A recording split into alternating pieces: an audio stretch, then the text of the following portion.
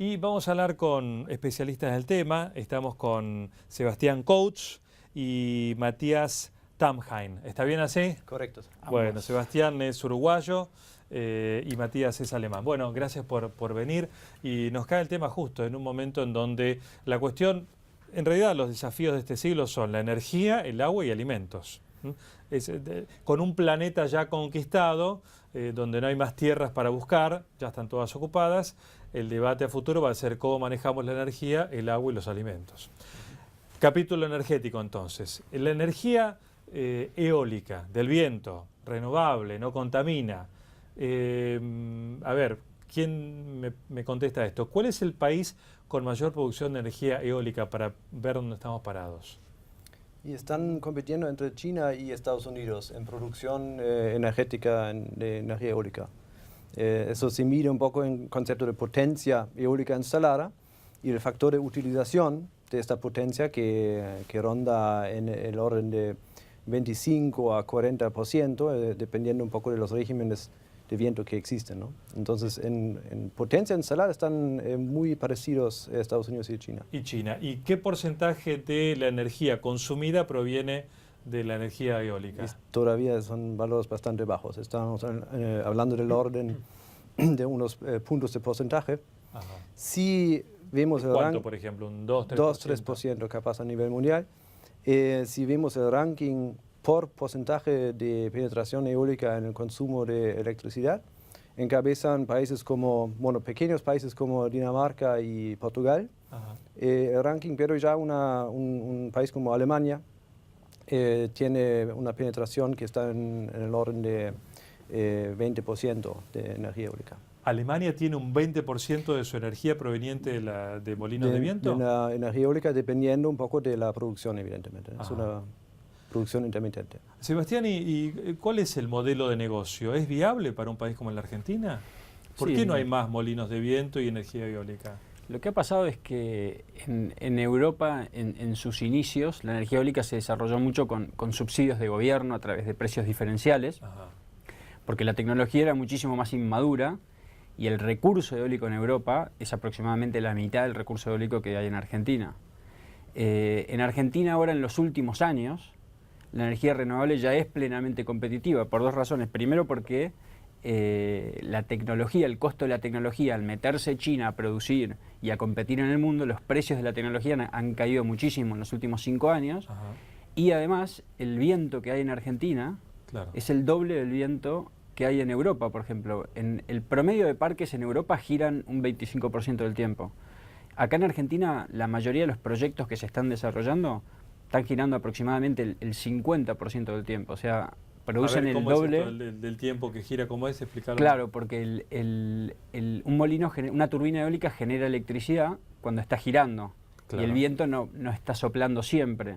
Entonces la eficiencia de una turbina se mide por la cantidad de tiempo que está girando. Entonces un molino que gira el 25% del tiempo produce una cantidad X, y una turbina que está girando el 50% del año produce una cantidad 2X. Acá en Argentina, entre los costos más bajos y que produce 2X lo que hace Europa, ya tenemos una tecnología que puede competir contra cualquiera de las otras fuentes de energía en Argentina. ¿Pero por qué no vemos más molinos de viento? En realidad, porque los precios han bajado recientemente, te diría en los últimos 2-3 años. Y además porque en Argentina en los últimos años, después de, digamos, en el 2005, cuando se congelaron las tarifas, los precios relativos de la electricidad quedaron muy baratos. Entonces Argentina estaba teniendo una electricidad que estaba muy barata, pero ahora en los últimos años la electricidad y los precios de la electricidad han aumentado, y al mismo tiempo, al tener que importar más combustibles fósiles, que el combustible fósil es ese, digamos, hay que importarlo y hay que pagar dólares por los combustibles fósiles. Estamos gastando 12.000 millones de dólares todos los años. Este año van a ser entre 10 y 12.000 millones de dólares, pero esa importación hace que la producción energética en Argentina sea más cara. Entonces, automáticamente esto ya posicionó a la tecnología eólica. Por eso nosotros creemos que a partir de este año, te diría a partir del 2013 para el 2014 y los próximos años que vienen, la tecnología eólica va a ser una opción real para una solución real, y lo estamos viendo en nuestros países vecinos. Por ejemplo, Uruguay ha lanzado un plan para desarrollar 1000 megas que básicamente es ¿qué porcentaje de su producción, Matías, debe ser? Van a llegar a 40%. Van a llegar al 40% de su producción de energía por sistemas eólicos. El 40% de la producción de energía eléctrica en Uruguay va a tener su origen en energía eólica. Del consumo eléctrico. Es un poco... Del consumo eléctrico. Sí, es un poco lo que yo antes decía, como mencionando el ejemplo de Dinamarca y de Portugal.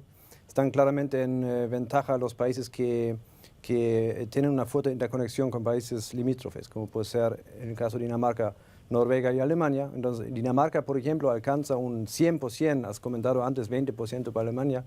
Es muy alto, estoy de acuerdo, pero en Dinamarca este porcentaje llega al 100% del consumo. ¿Por qué? Porque tiene una fuerte interconectividad entre Noruega y Alemania. Y lo mismo lo quiere aprovechar de alguna manera Uruguay, que tiene una fuerte interconexión en salto con Argentina y próximamente con Brasil. Es más fácil, digamos, técnicamente, más fácil, digamos, para Uruguay desarrollar su implantación eólica que para Argentina. De todas maneras, en Argentina se están viendo los primeros proyectos. O sea que se están viendo instalaciones de gran escala, de 80 megavatios hace 2 años, de 50 megavatios, que termina recientemente ahora en invierno.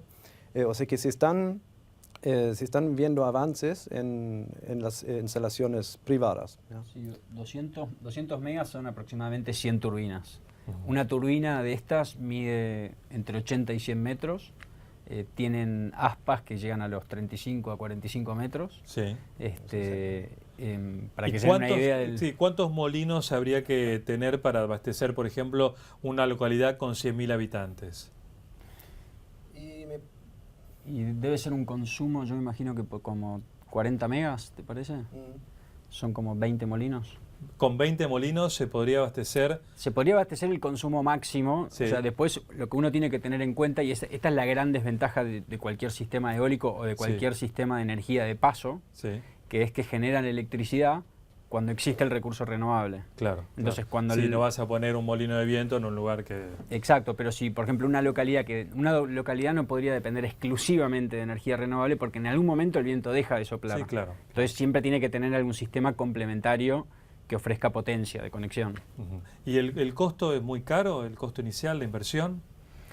La principal componente del coste de generación eólica es la inversión inicial, el CAPEX en la instalación. Ajá. Luego, durante toda la vida útil del parque, los gastos de operación son muy pequeños. Entonces, uno condiciona en el momento de estructurar el proyecto realmente cuánto le va a costar durante el resto de la vida útil del proyecto, que son 20 años. Es una gran ventaja porque estas... ¿20 años? Sí, ese es el tiempo de diseño que se aplican a los aerogeneradores. Entonces uno al hacer la inversión ya sabe cuánto le va a costar la energía generada durante 20 años, con muy pocas variaciones.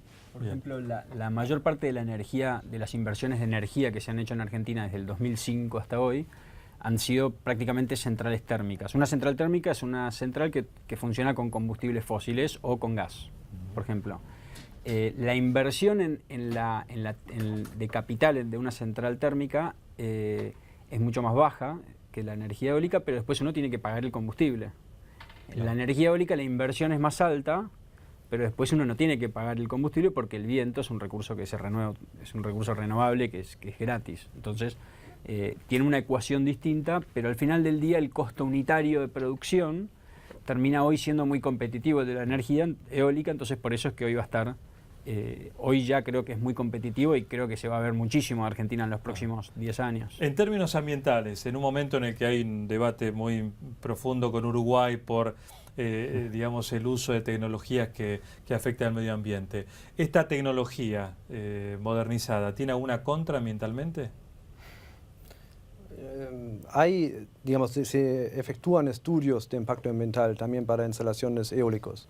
Y el principal enfoque ahí es la fauna y principalmente la fauna y la flora del proyecto, del sitio. No hay contaminación de fluidos, de gases, no...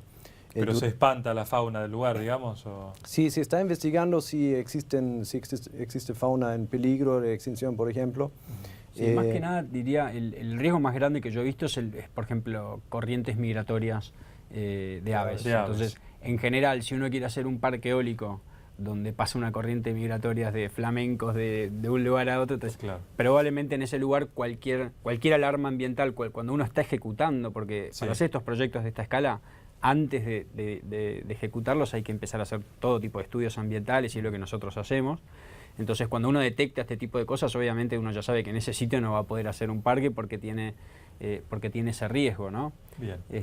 Y después hay otro que es menor, que es, por ejemplo, el titileo se llama, ¿no? Que es, por ejemplo, dependiendo cómo está posicionado el aspa, podría interponerse entre el sol y un lugar, y si hay una ruta, por ejemplo, generaría una especie de sombra. Entonces uno tiene que tener cuidado en las medidas, pero creo que esos son cálculos son cálculos solucionables, pero no generan daños al medio ambiente per se, o sea, salvo el tema de las corrientes migratorias, que creo que es el riesgo que por lo menos nosotros más chequeamos, porque en general las zonas donde hay mucho viento no son las zonas más lindas en cuanto a flora y fauna. ¿Hablamos siempre de la Patagonia o algún otro lugar de la Argentina es una oportunidad para la energía eólica? La Patagonia destaca, pero después hay muchísimas zonas en la Argentina donde hay suficiente recurso y mucho más recurso que en países en la misma Latinoamérica donde es viable construir un parque eólico, donde se han instalado parques eólicos. O sea que en mucha parte de la provincia de Buenos Aires,